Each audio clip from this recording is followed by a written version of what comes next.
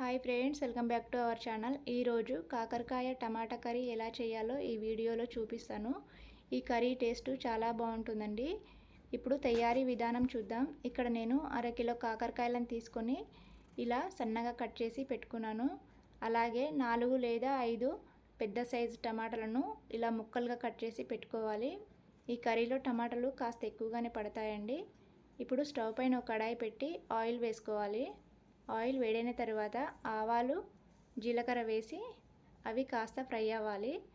అలాగే కట్ చేసిన పచ్చిమిర్చి, ఉల్లిపాయను వేసి ఫ్రై చేసుకోవాలండి.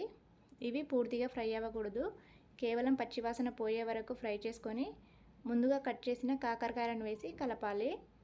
ఇది అంతా బాగా కలిసేలా కలిపి మూత పెట్టి మగ్గనివ్వాలి. దీని మధ్య మధ్యలో అడుగంటకుండా కలుపుకుంటూ ఫ్రై చేసుకోవాలండి.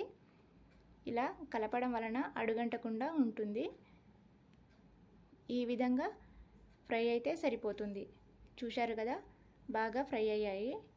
ఇప్పుడు పసుపు, అల్లం పేస్ట్, కరివేపాకు వేసి కలుపుకోవాలి. ఇలా అంతా బాగా కలిసేలా కలపాలి. అలాగే కట్ చేసిన టమాటాలు వేసుకొని కలుపుకోవాలి. ఇది స్లో ఫ్లేమ్లోనే పెట్టి చేసుకోవాలండి. ఇలా కలిపిన తర్వాత మూత పెట్టి మగ్గనివ్వాలి. దీన్ని అడుగంటకుండా మధ్య మధ్యలో కలుపుతూ ఫ్రై చేసుకోవాలి.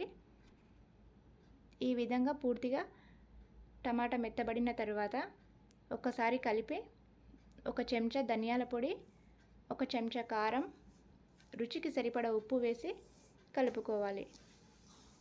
ఇలా అంతా బాగా కలిసేలా కలిపి మూత పెట్టి ఉడకనివ్వాలి. ఇది ఒక 2 నిమిషాలు ఉడికితే సరిపోతుందండి. ఇలా అంతా ఆయిల్ బాగా పైకి వచ్చిన తర్వాత ఒక్కసారి కలిపి స్టవ్ ఆఫ్ చేసుకోవాలి. చూశారు కదండి, కాకరకాయ టమాటా కర్రీ రెడీ అయింది. ఇప్పుడు దీన్ని వేరొక బౌల్లోకి తీసేసుకోవాలి. అంతే అండి, ఎంతో టేస్టీ అయిన కాకరకాయ టమాటా కర్రీ రెడీ అయింది. ఇలా కనుక కాకరకాయ కర్రీని చేసి పెట్టారంటే కాకరకాయ అంటే నచ్చని వాళ్ళు కూడా ఈ కర్రీని చాలా ఇష్టంగా తింటారండి. అంత బాగుంటుంది. ఒక్కసారి మీరు కూడా ట్రై చేసి మీకు ఎలా అనిపించిందో కామెంట్ బాక్స్లో తెలియజేయండి.